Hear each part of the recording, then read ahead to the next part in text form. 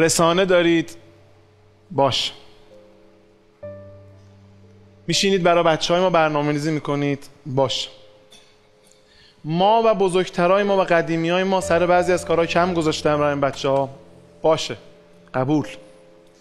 اما یه چیز به شما میگم، پیش این بچه‌ها میخوام بگم، بذارید حالا با این دوربین حرف بزنم. بچه‌ها اگر من درست گفتم بلند یا حسینشو بگید، باشه؟ قبول. اما این بچه‌ها تو قلبشون یه چیز دارن به نام محبت امام حسین. شما و همه دنیاتون، شما و همه رسانه هاتون، شما و همه ماهواره هاتون، شما و همه فضا مجازیاتون، ما و امام حسینمون، ببینیم کی برنده میشه. ما برنده ایم. اگه اینجوریه بلند بگید یا حسین.